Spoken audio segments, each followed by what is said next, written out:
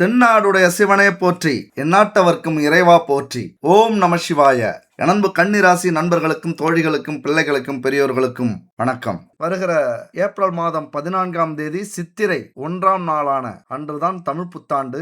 சரியா பார்த்தோம்னா காலையில 8:42 மணிக்கு இந்த தமிழ் புத்தாண்டு பிறக்கிறது. அதாவது பிறக்கிற வருடம் பாத்தீங்கன்னா பராபவ தமிழ் புத்தாண்டு அப்படின்னு சொல்லுவாங்க. குருவினுடைய திரிகோண சேர்க்கையோட இந்த புத்தாண்டு பிறக்கிறது. அதாவது சனி மற்றும் குருவின் திரிகோண சேர்க்கையோடு இந்த புத்தாண்டு பிறக்கிறது. சரி, இந்த மாதிரி நல்ல நாளுக்கு அப்புறம் நம்மளுடைய வாழ்க்கை எப்படி இருக்கும் அப்படிங்கிற ஒரு எதிர்பார்ப்பு நம்ம கிட்ட எல்லாருக்குமே இருக்கு. ஆனா அந்த எதிர்பார்ப்பு பூர்த்தி ஆகுதா அப்படின்னா மிகப்பெரிய கேள்விக்குறிதான். அதுக்கு காரணம், இந்த பிரபஞ்சம் நமக்கு கொடுக்கறதுக்கு ஆசைப்பட்டாலும் முடிவு பண்ணி இருந்தாலும் அதை நம்ம புரிஞ்சிக்காம நிறைய விஷயங்களை மிஸ் பண்ணிடுவோம், இல்லைன்னா கண்டுக்காம விட்டுருவோம். அப்படியே யாராவது சொன்னாலும் அதை நம்ப மாட்டோம். நமக்கு எல்லாம் தெரியும், இல்லைன்னா நம்ம வாழ்க்கை இவ்வளவுதான், நமக்கு கிடைச்சது இவ்வளவுதான், நம்மளுடைய தலைவிதி இதுதான் இப்படின்னு கொஞ்சம் அலட்சியமா விதி மேல பாரத்தை போட்டு நம்ம கிட்டே போயிட்டு இருப்போம். அதனாலதான் அந்த மாற்றம் நிறைய பேருடைய வாழ்க்கையில கிடைக்கிறது இல்ல. அதாவது என்ன மாதிரியான பலன் உங்களுக்கு கிடைக்க போகுது, அதை எப்படி நாம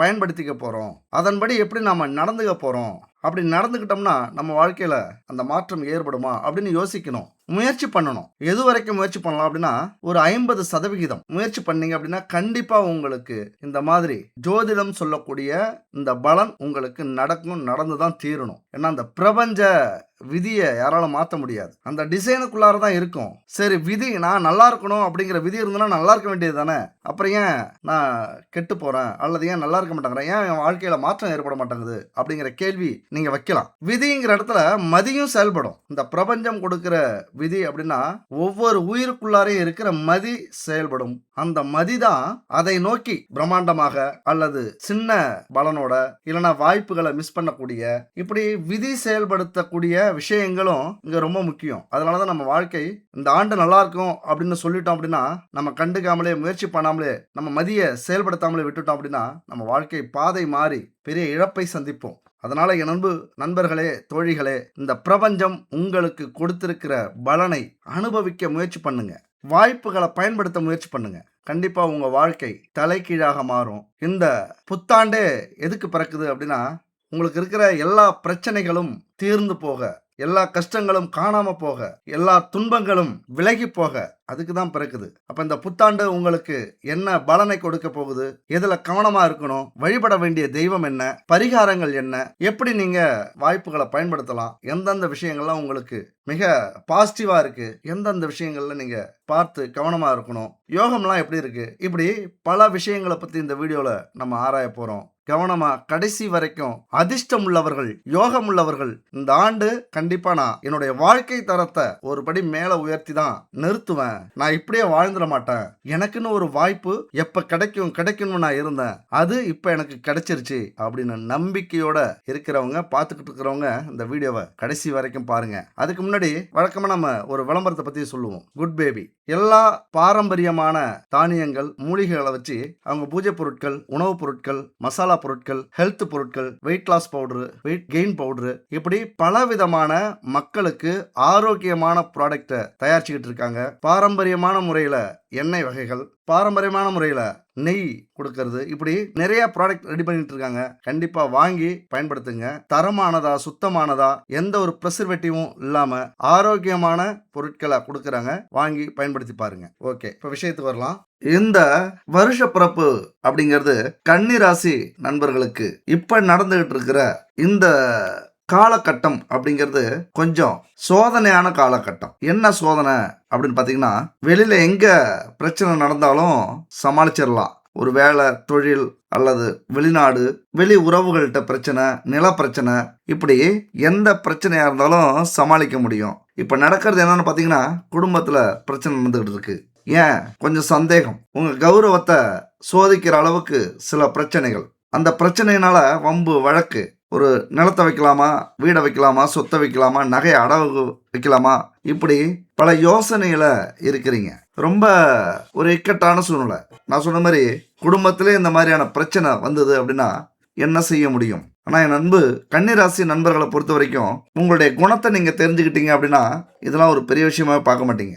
எதையுமே உங்களுடைய அறிவால, ஆயுதத்தால இல்ல, அறிவால சமாளிக்க கூடியவர்கள். அது எவ்வளவு பெரிய பிரச்சனை வந்தாலும் சரி, எவ்வளவு பெரிய எதிரிகள் வந்தாலும் சரி, கடனாக இருந்தாலும் சரி, குடும்பத்துல சமாளிக்கவே முடியாத சூழ்நிலையா இருந்தாலும் சரி, உங்களுடைய சிந்தனையால, மூளையால கொஞ்சம் யோசிக்க ஆரம்பிச்சீங்கன்னா போதும், நிறைய வழிகள் உங்களுக்காக கொட்டி கிடக்கும். இந்த பிரபஞ்சம் கொடுத்த ஒரு வரம் அதுதான். உங்களுடைய சிந்தனையால அத்தனை பிரச்சனைகளையும் எதிர்த்து நின்று போராடி ஜெயிக்கக்கூடிய வலிமையை இந்த பிரபஞ்சம் உங்களுக்கு கொடுத்திருக்கிறது. இந்த ஒண்ணு போதும்ல. அப்ப என்ன செய்யணும்? சிந்திக்க ஆரம்பிச்சாலே நீங்க ஜெயிச்சிட்டீங்க அப்படின்னு அர்த்தம். அது மட்டும் இல்ல, நல்லா தெரிஞ்சுக்கங்க, யாரை எதிர்த்தாலும் எதுக்கலாம், ஆனா கன்னி ராசியை மட்டும் எதுக்கவே கூடாது. கன்னி ராசியை பொறுத்த வரைக்கும் அவங்க திருப்பி ரிவெஞ்செலாம் எடுக்க வேண்டிய அவசியமே இல்லை. இப்போ நீங்கள் உங்களை யாராவது திட்டாங்க அப்படின்னா, அல்லது அடிச்சிட்டாங்க அப்படின்னா, கஷ்டப்படுத்திட்டாங்க, துரோகம் பண்ணிட்டாங்க, கெடுதல் நடத்திட்டாங்க, உங்களுடைய பொருளை அபகரிச்சிட்டாங்க, அல்லது கணவனையோ மனைவியையோ சில பேர் அபகரிக்க முயற்சி பண்ணுறாங்க, அல்லது உங்களுக்கு அவங்களே துரோகம் பண்ணுறாங்க, அல்லது பெற்றவங்களா இருந்தாலும் அண்ணன் தம்பிக்கு துரோகம் பண்ணுறாங்க, அல்லது வேலையில் தொழிலில் உங்களை அடிமைப்படுத்த நினைக்கிறாங்க அப்படின்னா, நீங்கள் எதுவுமே செய்ய வேண்டியதில்லை. அமைதியாக இருந்துட்டீங்கனாலே போதும். திருப்பி எந்த ஒரு ரிவெஞ்சும் எடுக்க வேண்டியதில்லை. சும்மா இப்படி பண்ணிட்டீங்களே அப்படின்னு கூட நீங்கள் கேட்க வேண்டியதில்லை.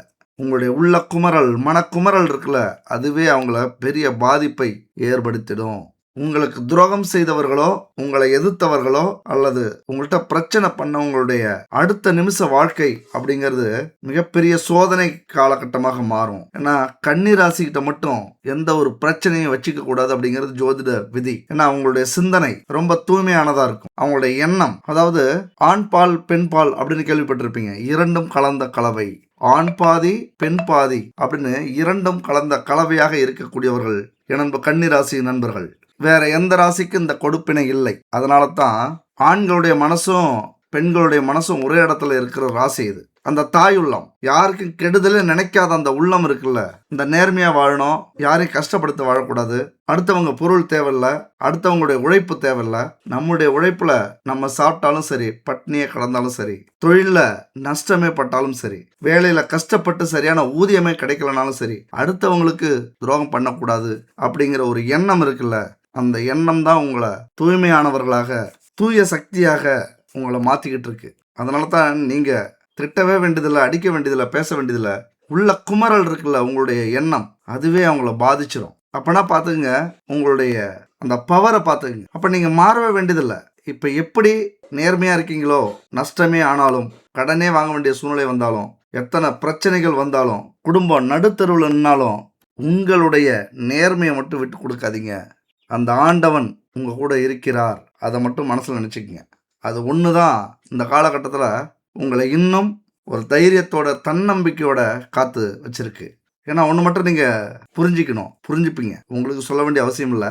இருந்தாலும் வெற்றியும் தோல்வியும் கன்னிராசி நண்பர்களை பொறுத்த வரைக்கும் புதுசு கிடையாது. பிறந்ததிலிருந்தே பல அவமானங்களை, தோல்விகளை, சோதனைகளை, சவால்களை சந்தித்தவர்கள். அது ஆணாக இருந்தாலும் பெண்ணாக இருந்தாலும் அவ்வளோ சீக்கிரம் உங்களை மதிக்க மாட்டாங்க. ஏன்னா உங்களுடைய குணம் அப்படி. ரொம்ப குழந்தைத்தனமாக இருப்பீங்க, எல்லாரையும் நம்புவீங்க, ஆனால் உங்களை ஏமாத்திட்டதா அவங்க நினச்சிப்பாங்க. ஆனால் உங்களுக்குள்ளார அந்த வலி இருக்குல்ல, அந்த வலியே அவங்கள அட்டாக் செய்யும். உங்களை ஏமாற்றவே முடியாது, ஆனால் ஏமாந்தது மாதிரி நடிப்பீங்க பாருங்க. அதனால் நீங்கள் இந்த காலகட்டம் அப்படிங்கிறது, இந்த சவால்கள், தோல்விகள் அப்படிங்கிறது வாழ்க்கையினுடைய நிரந்தரம் இல்லை அப்படிங்கிறத மட்டும் நீங்கள் புரிஞ்சுக்கணும். இது மாதிரியான காலகட்டத்தில் யார் வர்றது? ஒரு புத்தாண்டு பிறக்குது. என்ன நடக்க போகுது தெரியுமா? மிகப்பெரிய ஒரு அதிசயம் உங்கள் வாழ்க்கையில் நடக்க போகுது. அது எப்படி என்னன்னு சொல்கிறேன், கொஞ்சம் கவனமாக கேளுங்க. அதுக்கு முன்னாடி இது வரைக்கும் பல சோதனைகளை பார்த்து, இதுக்கு மேலே வாழலாமா வேணாமா, இதுக்கு மேலே முயற்சி பண்ணலாமா முயற்சி பண்ண வேணாமா, இதுக்கு மேலே பிரச்சனையை சரி பண்ணலாமா வேணாமா, இல்லை அந்த வேலைக்கு போகலாமா வேணாமா, தொழில் செய்யலாமா வேணாமா, இப்படி பல இக்கட்டான மனநிலையில் இருப்பீங்க.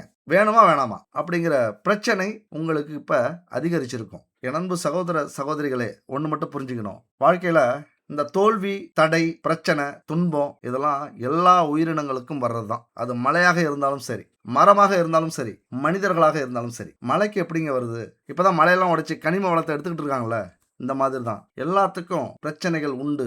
ஆனால் அதையெல்லாம் எதிர்த்து போராடி ஜெயிக்கிறது தான் மனுஷ குணம். 6 அறிவு அப்படின்னா ஏன் மற்ற உயிரினங்களுக்கெல்லாம் 5 அறிவு? புத்திசாலித்தனத்தோட போராடக்கூடிய குணம் இருக்காது, ரிவெஞ்ச் எடுக்கிற குணம் இருக்காது, மற்ற உயிரினங்களுக்கு சிந்திக்கிற குணம் இருக்காது. ஆனால் இப்போ நிறைய நம்ம வீடியோலாம் பார்க்கும்போது நிறைய உயிரினங்கள் யோசித்து யோசித்து நமக்கே டஃப் கொடுக்குது. அந்த அளவுக்கு புத்திசாலி உயிரினங்களாக இருக்குது. அப்போ அந்த மாதிரி உள்ள உயிரினங்களே அவ்வளோ புத்திசாலித்தனமாக இருக்கும்போது நாமெல்லாம் அப்போ அந்த சவால்களை எதிர்த்து போராடக்கூடிய வாய்ப்பு உங்களுக்கு உண்டு. சொந்த வீடு வாங்க முடியாம நிறைய பேர் கஷ்டப்பட்டுக்கிட்டு இருப்பீங்க. வாடகை வீட்டில் இருப்பீங்க. ஒரு பைக்கு கூட வாங்க முடியாத சூழ்நிலை. பைக் வச்சிருந்தாலும் 20 வருஷத்துக்கு முன்னாடி உள்ள 2 வீலராக இருக்கும். ஏதாவது ஒரு கார் அல்லது இப்போ வந்த பைக் வாங்கணுங்கிற ஆசை இருக்கும். நமக்குன்னு ஒரு சொத்து, நமக்குன்னு ஒரு நகை, நமக்குன்னு ஒரு கல்யாணம், சுபகாரியம், இப்படி நிறைய ஆசைகள் இருந்தாலும் அதெல்லாம் நடக்காதனால ரொம்ப சோர்ந்து போய் தடை நிறைய வந்தது மாதிரி துவண்டு போயிருப்பீங்க. இங்கே எல்லாருக்குமே இந்த தடை, தாமதம், தோல்விலாம் உண்டு. ஆனால் முயற்சி பண்ண கட்டாயம் வெற்றி நிச்சயம். என் அன்பு சகோதர சகோதரிகளே, அதாவது இந்த பாட்டு எனக்கு ரொம்ப பிடிக்கும். மாபெரும் சபையினில் நீ நடந்தால் உனக்கு மாலைகள் விழ வேண்டும். ஒரு மாசு குறையாத மன்னன் இவன் என்று போற்றி புகழ வேண்டும். உன்னை அறிந்தால் நீ உன்னை அறிந்தால் உலகத்தில் போராடலாம். உயர்ந்தாலும் வாழ்ந்தாலும் தலை வணங்காமல் நீ வாழலாம். இந்த பாட்டு ரொம்ப பிடிக்கும். அதாவது உங்களை நீங்க புரிஞ்சுக்கிட்டீங்க, உங்களுக்குள்ளார இருக்கிற ப்ளஸ் மைனஸை தெரிஞ்சுக்கிட்டீங்க, உங்களால் நடந்த சம்பவங்களை பற்றி ஆராய ஆரம்பிச்சிங்க அப்படின்னா இந்த தோல்விகள், இந்த தடைகள் இதெல்லாம் உங்க பக்கமே வராது. இந்த தடங்கல்கள், தோல்விகள் எல்லாம் வாய்ப்புகளாக இந்த ஆண்டு மாறப்போகுது. இந்த புத்தாண்டு உங்களுக்கு வாய்ப்பு கொடுக்கிற ஒரு ஆண்டு. அதாவது ரீஸ்டார்ட் பண்ணக்கூடிய பட்டன் வந்திருக்கு. புதுசா பிறக்க போறீங்க. புது பிறவி எடுத்தது மாதிரி, அல்லது இந்த ரிவர்ஸ் பட்டன் சொல்லுவாங்கல்ல, அந்த மாதிரி பட்டனை இந்த புத்தாண்டு அழுத்த போகுது. இன்னொரு முறை இந்த வாய்ப்பை தவற விடாதீர்கள். அதாவது வாய்ப்பு கிடைச்சா மிஸ் பண்ண கூடாதுங்கிறதுக்கு ஒரு கதை சொல்றேன், ஷார்ட்டா சொல்றேன். ஒரு ஊர்ல ஒரு மன்னன் இருந்தாராம். தன்னுடைய மக்கள் சுறுசுறுப்பா இருக்காங்களா, சோம்பேறியா இருக்காங்களா, கடின உழைப்பாளிகளா இருக்காங்களா அப்படின்னு தெரிஞ்சுக்கிறதுக்காக முயற்சி பண்றாரு. ஒரு நாள் மக்கள் நடமாட்டம் இருக்கிற ஒரு பாதையில ஒரு பெரிய பாறாங்கல்ல தூக்கி வச்சிட்டார். அந்த வழியில போற யாருமே அதை கவனிக்கவே இல்லை. திட்டிட்டு போறாங்க, மன்னன் சரியான ஆட்சி செய்யல, இது சரியில்லாத ஆட்சி, ரோடே சரியில்லை, சாலை பராமரிப்பு இல்லை, இப்படி திட்டிட்டு போறாங்களே தவிர, குறை சொல்லிட்டு போறாங்களே தவிர அந்த கல்லை ஏதாவது செய்யணும்னு யாருக்குமே தோணலை. கடைசி அந்த வழியா ஒரு விவசாயி வராரு. அந்த பாறையை பார்த்து உடனே தூக்கிட்டு வந்த சுமையெல்லாம் வச்சுட்டு அந்த பாறையை கொஞ்சம் கொஞ்சமா தள்ளி ஓரத்தில் வைக்கிறாரு. திரும்பி பார்த்தா அந்த பாறை ஏற்கனவே இருந்த இடத்துல ஒரு மூட்டை முடிச்சு ஒன்று இருக்கு, சின்ன முடிச்சா. அந்த பாறைக்கு அடியில் இருந்திருக்கும் போல. அதை எடுத்து பார்க்கறாரு, பொற்காசுகள் நிறைய இருக்கு. அப்பதான் மறைஞ்சிருந்து வந்த அந்த மன்னன் பாராட்டுறாரு. இதையெல்லாம் மக்கள் பார்க்கறாங்க. உழைப்புக்கு என்னைக்குமே ஊதியம் உண்டு. தடையை தாண்டி போறதும் அதை சந்திச்சு விளக்கிட்டு போறதும் நம்ம கையில இருக்கு. தடை இருந்தா அந்த பாதை விட்டுட்டு வேற பாதையில போகக்கூடாது. தடையை உடைச்சிட்டு போகணும். ஏன்னா நமக்கான பாதையை நம்ம தேர்ந்தெடுத்துட்டோம். அங்கதான் நமக்கான வெற்றி கண்டிப்பா இருக்கும். எல்லாரும் போறது மாதிரியே இந்த விவசாயி போயிருந்தாலும் பொற்காசுகள் கிடைச்சிருக்காது. அப்ப அந்த தடைய தகர்த்து எறிகிறார், பொற்காசு கிடைக்குது. இதுதான் மனுஷ இயல்பு. அதனாலதான் சொல்றேன், இந்த காலகட்டம் அப்படிங்கிறது உங்களுடைய பணவரவு ஸ்தானத்தை ஆக்டிவேட் பண்ணி மிகப்பெரிய கோடீஸ்வர யோகத்தை அடைய போறீங்க.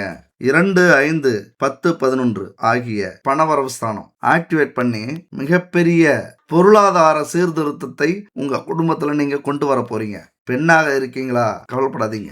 வயசு ஆயிடுச்சா, கவலைப்படாதீங்க. ஏழையா இருக்கீங்களா, கவலைப்படாதீங்க.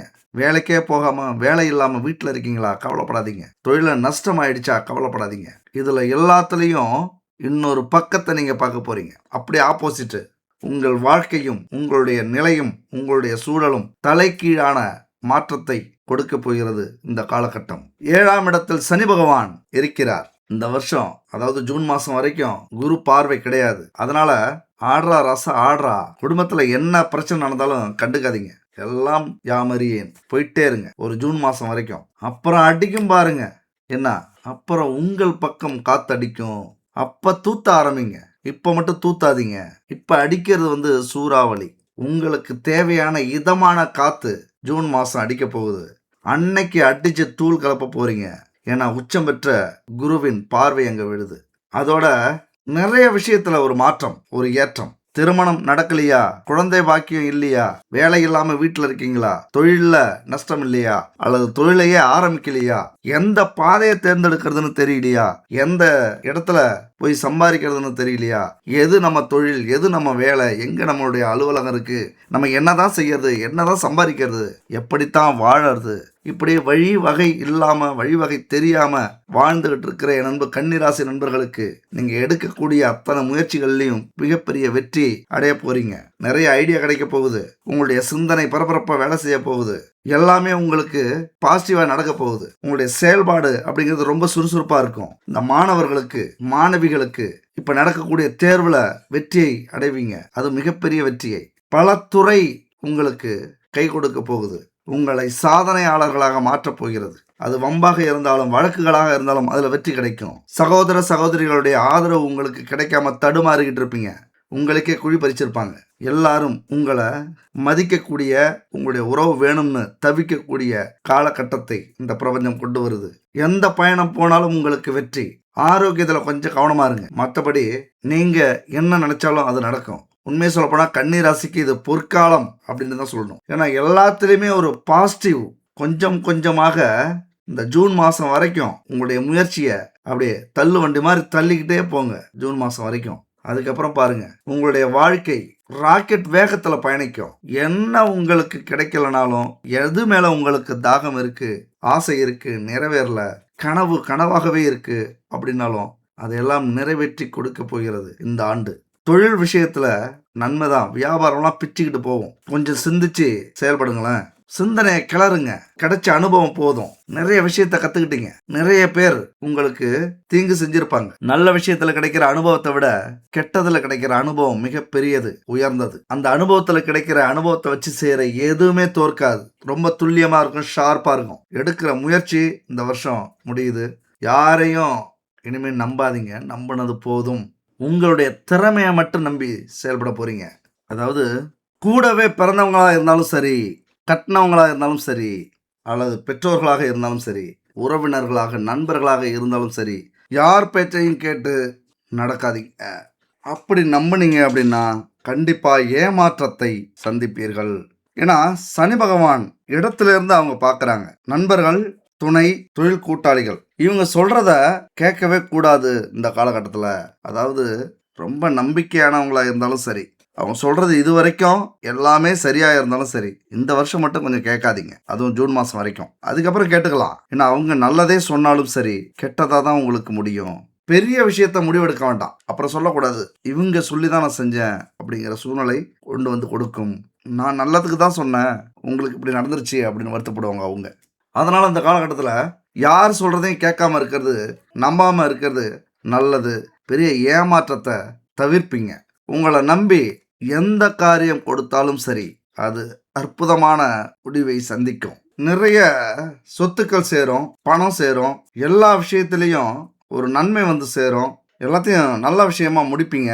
மாமன் அத்தை வகையில பொன் பொருள் சேர்க்கை உண்டாகக்கூடிய காலகட்டம். சொத்து பிரச்சனை இப்ப வரும். அதே நேரத்தில் அது உங்களுக்கு சாதகமா முடியும். இறைவனுடைய அருள் உங்களுக்கு பரிபூரணமா கிடைக்குதுங்க. அதுதான் இந்த காலகட்டத்தில் மிகப்பெரிய ஒரு பலம் அப்படின்னு சொல்லலாம். இவ்வளவு சொன்ன ஏன் அப்படின்னா இந்த இறைவனுடைய அருள் தான். அது குலதெய்வத்தின் அருள் உங்களுக்கு பரிபூரணமா கிடைக்க போகுது. எப்பன்னா ஜூன் மாசம் 5ஆம் வீட்டை குரு பகவான் பார்க்கிறாரு. அந்த இடம் எல்லாமே புனிதப்படும். அந்த இடத்தால நடக்கக்கூடிய அத்தனை விஷயங்களும் நல்லபடியா அற்புதமா நடக்கும். அப்ப நீங்க இது வரைக்கும் எதிர்பார்ப்போட வாழ்ந்துகிட்டு இருந்தீங்களா, அந்த எதிர்பார்ப்பு வீண் போகாது. குருவினுடைய அருள் உங்களுடைய 7ஆம் இடத்துல சனி பகவான் இருக்கிற இடத்துல விழுறதுனால நிறைய நன்மைகள் இன்னொரு 4 மாதம் கழிச்சு நிறைய கிடைக்க போகுது. என்னென்னலாம் ஏமாந்தீங்களோ, என்னென்னலாம் இழந்தீங்களோ அதெல்லாம் உங்களுக்கு திருப்பி கிடைச்சி உங்களை ரொம்ப சந்தோஷத்தில் திக்கு முக்காட வைக்க போகுது.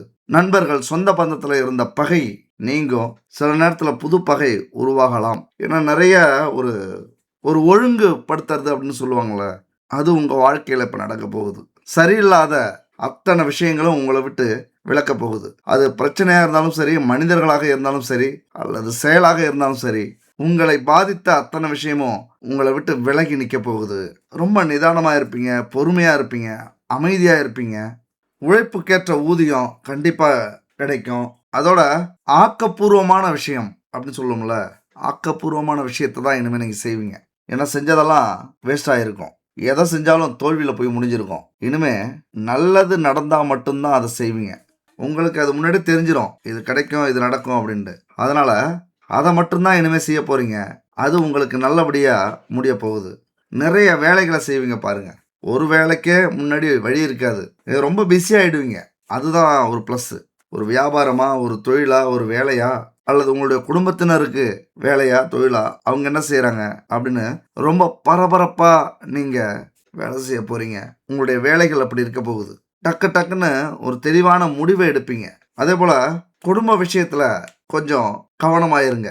ஏன் அப்படின்னா இந்த நேரத்தில் தான் இந்த சந்தேகமெல்லாம் வந்து தொலையும்.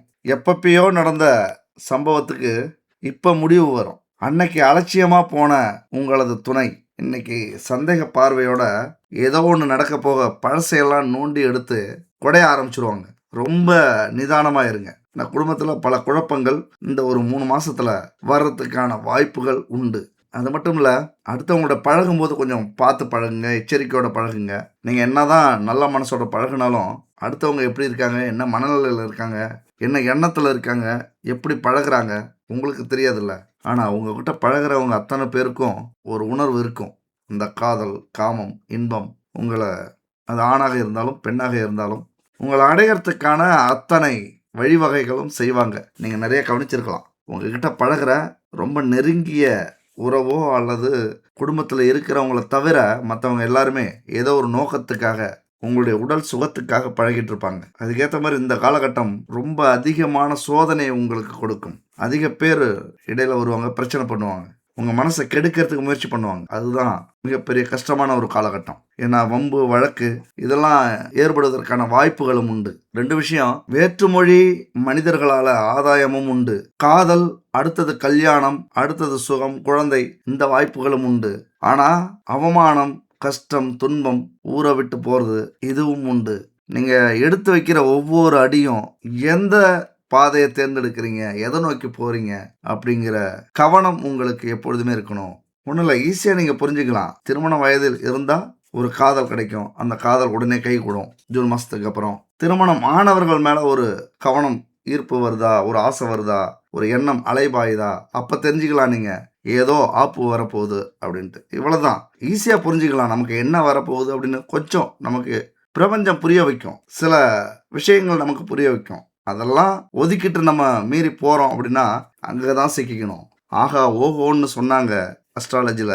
ஆனால் இன்னைக்கு அவமானப்பட்டு, அசிங்கப்பட்டு, கேவலப்பட்டு, கோர்ட்டு கேஸுன்னு அலையிறேன் அப்படின்னு சொல்லிடக்கூடாது. 2 பாதை இருக்குது, தெளிவான பாதையாக இருக்குது. உங்களுடைய எண்ணம், உங்களுடைய செயல், உங்களுடைய எதிர்கால திட்டம், இதுதான் உங்களை எந்த பாதையில் போக வைக்கணும் அப்படின்னு முடிவெடுக்கக்கூடியது. அதனால் அடுத்த பாலினத்தவர்கள் மேலே ரொம்ப சேஃபாக இருங்க, எச்சரிக்கையாக இருங்க. உங்களுடைய மனசை தூய்மையாக வச்சுக்கோங்க. மனசு அலைபாயுதா, கணவன் மனைவி இருந்தாங்கன்னா அன்பை காட்டுங்க, ஆசையை காட்டுங்க. அப்படியும் இல்லையா, தனியாக வாழ்கிறீங்களா, கணவன் மனைவியை பிரிஞ்சு வாழ்கிறீங்களா, டைவர்ஸ் கேட்டு வாங்கி வேற கல்யாணத்தை பண்ணுங்க. அப்பயும் கல்யாணமே நடக்கலையா, கல்யாணம் பண்ணுங்க. கணவன் மனைவி இல்லையா, உடனே அடுத்த கல்யாணத்துக்கு ஏற்பாடு பண்ணுங்க. ஜூன் மாதம் ஏதோ ஒரு நல்ல விஷயம் நடக்க போகுது. அதுக்கு முன்னாடி இந்த காதல், கல்யாணம் இதெல்லாம் இருந்தாலும் பரவாயில்ல. ஆனால் காமம், அடுத்த ஆண்கள், பெண்கள், இந்த களவாடுறது இதெல்லாம் அதிகரிக்கும். அதை கொஞ்சம் நீக்கிட்டு தைரியமாக உங்களுடைய வாழ்க்கைக்கும் உங்களுடைய எதிர்கால வாழ்க்கைக்கும் யோசிச்சிங்க, செயல்பட்டீங்க, கஷ்டப்பட்டீங்க அப்படின்னா கண்டிப்பாக உங்களால் வெற்றியை அடைய முடியும். எந்த பிரச்சனையாக இருந்தாலும் தவிர்க்க முடியும். நிதானமாக இருங்க, அவ்வளோதான். நம்ம வாழ்க்கை நம்ம கையில் அப்படிங்கிறது நீங்கள் புரிஞ்சுக்கிங்க. ஏன்னா கண்டச்சனி அப்படின்னா ஒரு நிலையோட உங்களை வச்சிருக்காது. ஓட விட்டுக்கிட்டே இருக்கும், ஓடிக்கிட்டே இருப்பீங்க. ஓடினேன் வாழ்க்கையினுடைய எல்லைக்கே ஓடினேன் அப்படின்னு ஒரு நேரத்தில் சொல்கிற அளவுக்கு கொண்டு போய் நிறுத்தும். எங்கே வந்து நிற்கிறோம்னே உங்களுக்கு தெரியாது. கண்மூடி கண்ணு திறக்கிறதுக்குள்ளார ஏதோ ஒரு ஓரத்தில் போய் நம்ம நிற்போம். அதெல்லாம் ஒவ்வொரு விஷயமா நீங்கள் கவனித்து செயல்படணும். அப்படி மட்டும் செயல்பட்டீங்க அப்படின்னா மிகப்பெரிய பாக்கியத்தை உங்களால் அடைய முடியும். பணம் கொட்டும், நகை கொட்டும், சொத்து வாங்குவீங்க, வீடு கட்டுவீங்க, வீட்டில் அடிக்கடி பணத்தை எண்ணிக்கிட்டே இருப்பீங்க, நகை வாங்க போவீங்க, குடும்பத்தை அழைச்சிட்டு போய் காரு பங்களா எப்படின்னு என்ஜாய் பண்ணக்கூடிய சொகுசு வாழ்க்கை வாழக்கூடிய அமைப்பும் உண்டு. நம்பினால் நடக்கும், நம்பலன்னா அடுத்த வீடியோ அல்லது அடுத்த வருஷத்து குரு பயிற்சி பலனை நீங்கள் பார்க்கறதுக்கு தயாராகிடுங்க. அவ்வளோதான். நம்பி செயல்பட்டவங்க இன்னைக்கு வேற லெவலில் போயிட்டே இருக்காங்க. என்னை பொறுத்த வரைக்கும் என்னுடைய வீடியோவை தொடர்ந்து பார்க்கணும் அப்படிங்கிறதுல எனக்கு விருப்பம் இல்லை. நாம் சொல்கிறத புரிஞ்சுக்கிட்டு அவர்களுக்கான வாழ்க்கையை தேர்ந்தெடுத்து நேரத்தை வேஸ்ட் பண்ணாமல், காலத்தை வேஸ்ட் பண்ணாமல், தவறான வழியில் போகாமல், இறைவனுடைய சிந்தனையோட, கொள்கையோட, எதிர்கால திட்டத்தோட செயல்பட்டு ரொம்ப பிஸியாகணும். அவ்வளோதான். அஸ்ட்ராலஜி வீடியோ பார்க்கறதுக்கு உங்களுக்கு நேரமே கிடைக்கக்கூடாது. அப்படி உங்களுடைய வாழ்க்கை அமையணும் அப்படிங்கிறது தான் என்னுடைய ஆசை. அதனால் கண்டிப்பாக நம்புங்க, நல்லதே நடக்கும். முடியாது இந்த உலகத்தில் எதுவுமே இல்லை. எவ்வளோதோ கேள்விப்பட்டிருப்பீங்க. உங்களால் முடியாது எதுவுமே இல்லை அப்படிங்கிறது தான் உண்மை. மொட்டையாக முடியாது எதுவுமே இல்லைன்னு சொல்லலாம். உங்களால் முடியாதது இந்த உலகத்தில் எதுவுமே யாராலையுமே முடியாது. பல வாய்ப்புகள் வந்துக்கிட்டே இருக்கு. திடீர் அதிர்ஷ்டம், திடீர் யோகம், சொத்து, நிலம், வாகனம், வண்டிலாம் வந்துக்கிட்டே இருக்கு. அது உங்களுக்கு வருதா அல்லது உங்களுக்கு வரவழைக்கப்படுதா? அதுக்கு நீங்கள் கஷ்டப்படுறீங்களா, முயற்சி பண்ணுறீங்களா? அதுதான் இங்கே முக்கியமான விஷயம். தொட்டதெல்லாம் பொண்ணாகும். என்ன முயற்சி பண்ணுறீங்களோ நடக்கும். முயற்சியும் நம்பிக்கையும் திட்டமும் ரொம்ப ரொம்ப முக்கியம். அதோட இந்த ஆன்மீக சிந்தனை, பலம், பயணம் அப்படிங்கிறது ரொம்ப ரொம்ப முக்கியம். அது இல்லாமல் நம்ம வாழ்க்கையில் ஒரு அணுவும் அசையாது. நாம் செய்கிற அத்தனை செயல்களுக்கும் பலன் நிறைய கிடைக்கணும். கிடைக்கிறதுல திருப்தி அடையணும். எதிர்பார்க்காததெல்லாம் நமக்கு கிடைக்கணும். கனவாக இருக்கிறதெல்லாம் நினைவாக மாறணும். அப்படின்னா இறைவனுடைய பார்வை, அருள், சிந்தனை இருந்தால் மட்டும்தான் நமக்கு கிடைக்கும். அது ஒரு சொல்ல முடியாத சூட்சமம். ஒரு கோவிலுக்கு போயிட்டு வாங்க, உங்கள் வாழ்க்கையில் மிகப்பெரிய மாற்றம் நடக்கும். உங்களுக்கு பிடிச்ச கோயிலுக்கு போயிட்டு வாங்க, நீங்கள் விரும்புகிற கோயிலுக்கு போயிட்டு வாங்க, அப்புறம் பாருங்கள் மாற்றத்தை. ஏன்னா மனசு அமைதியாக செயல்பட ஆரம்பிக்கும், அமைதியாக சிந்திக்கும், நல்லவங்க யாரு கெட்டவங்க யாருன்னு புரிய வைக்கும், ஒவ்வொரு நிமிஷமும் முக்கியமானது அப்படின்னு உணர வைக்கும். ஆன்மீக சிந்தனையோட இந்த 2026 தமிழ் புத்தாண்டை கடக்க முயற்சி பண்ணி பாருங்களேன். அடுத்த வருஷம் மிகப்பெரிய வெற்றியாளரா, கோடீஸ்வரனா, பணக்காரனா, அல்லது இருக்கிற எல்லா பிரச்சனையும் முடிஞ்சிச்சு அப்படிங்கிற ஒரு திருப்தியான மனிதரா வாழறதுக்கு முயற்சி பண்ணுவீங்க. சரிங்க, பரிகாரத்துக்கு வருவோம். பரிகாரம் அப்படிங்கிறது நாம் செஞ்ச செயல்களுக்கு சில பாவங்கள் வந்து சேர்ந்துருக்கும். அந்த பாவத்தால் தான் நம்ம வாழ்க்கையில் ஒரு வயசு வரைக்கும் நம்மளால் முன்னேறவே முடியாது. காரணம் என்னன்னு தெரிஞ்சுங்க. பிறந்த உடனே எல்லாரும் கோடீஸ்வரனாக பிறந்திருக்க மாட்டாங்க.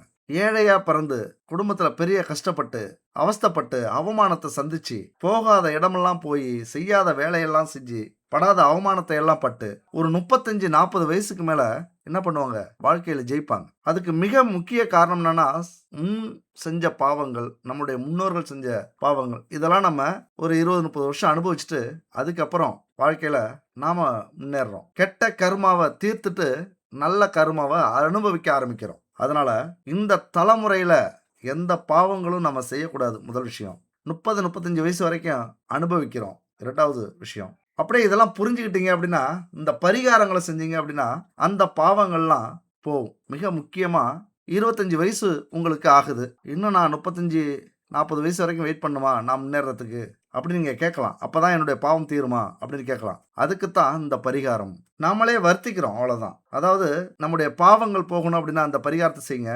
என்ன செய்யலாம் அப்படின்னா, தமிழ்நாட்டில் ஈசனுக்கான பஞ்சபூத ஸ்தலங்கள் இருக்கு. பஞ்சபூதங்களுடைய அருள் நமக்கு கிடைச்சிருச்சு அப்படின்னா நாம எல்லா வினைகளையும் தீர்த்து எல்லா கர்மாவையும் தீர்த்து நம்ம வாழ்க்கை மிக சிறப்பாக இருக்கும். அதெல்லாம் போகணும் அப்படின்னா தமிழ்நாட்டில் சிவனுடைய பஞ்சபூத தலங்கள் இருக்கு.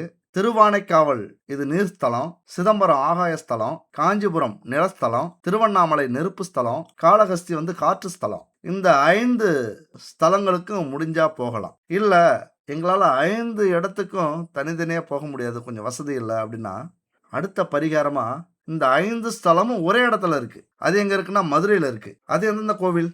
நீர் ஸ்தலமாக திருவாப்புடையார் கோவில், ஆகாய ஸ்தலமாக பழைய சொக்கநாதர் கோவில், நிலஸ்தலமாக இன்மையில் நன்மை தருவார் கோயில், நெருப்பு ஸ்தலமாக தென் திருவாலவாயர் கோவில், காற்று ஸ்தலமாக முத்தீஸ்வரர் கோவில் அப்படிங்கிற இந்த 5 கோவில் மதுரையை சுற்றியே இருக்கு. இதை எழுதிக்கிங்க.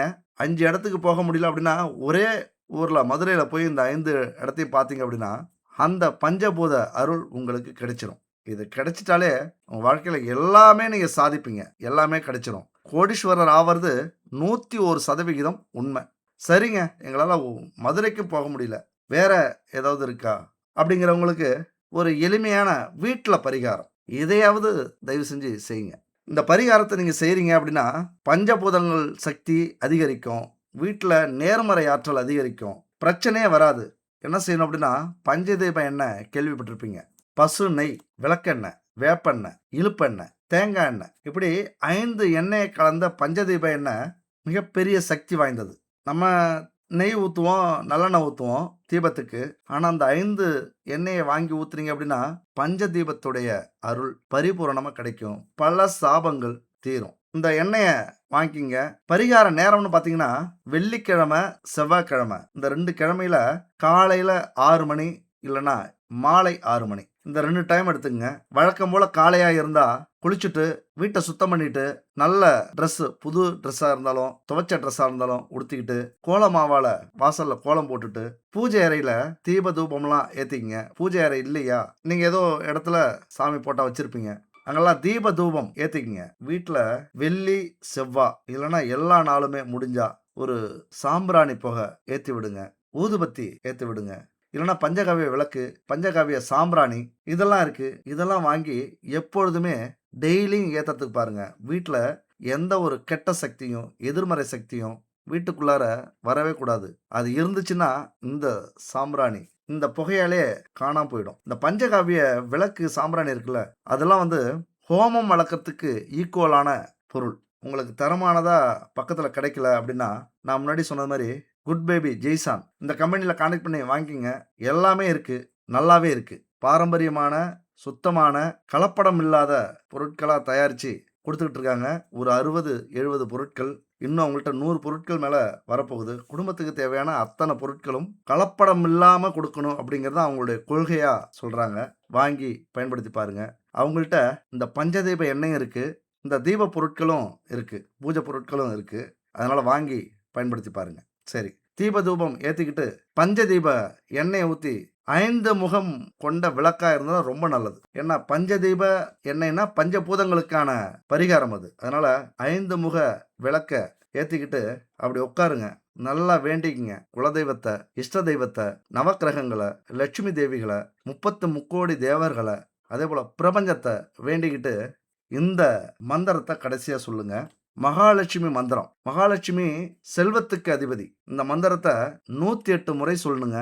முடிவு பண்ணிட்டீங்க அப்படின்னா 108 முறை 108 நாட்கள் நீங்கள் செவ்வாய் வெள்ளிலையும் சொல்லலாம், இல்லை தினமும் காலையில் மாலையிலையும் சொல்லலாம். 108 முறை ஒரு நாளைக்கு மொத்தம் 108 நாள் சொல்லி முடிக்கிறீங்க அப்படின்னா உங்கள் வாழ்க்கையில் தேவைக்கு மேலே அதிகமாக உங்களுக்கு கிடைக்கும். அந்த மந்திரத்துக்கு அவ்வளோ பெரிய சக்தி கொண்ட மந்திரம். 108வது நாள் ஒரு இடத்த வாங்குவீங்க, அல்லது வீடு கட்டிட்டு இருப்பீங்க, அல்லது சுபகாரியம் நடக்கும் உங்கள் வீட்டில்.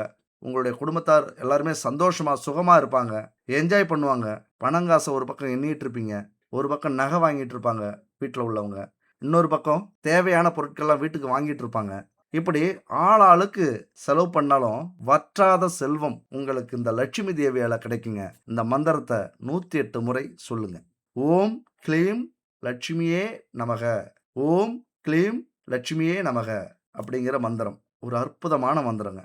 கடன் தொல்லையே இருக்காது, நீண்ட நாள் நோய்கள் தீரும், வாஸ்து தோஷம் வீட்டில் இருந்துன்னா காணாமல் போயிடும், நேர்மறை ஆற்றல் அதிகரிக்கும், செல்வ வளம் கொட்டுன்னு கொட்டும். சரிங்க, இந்த புத்தாண்டு பலனை பார்த்துருப்பீங்க.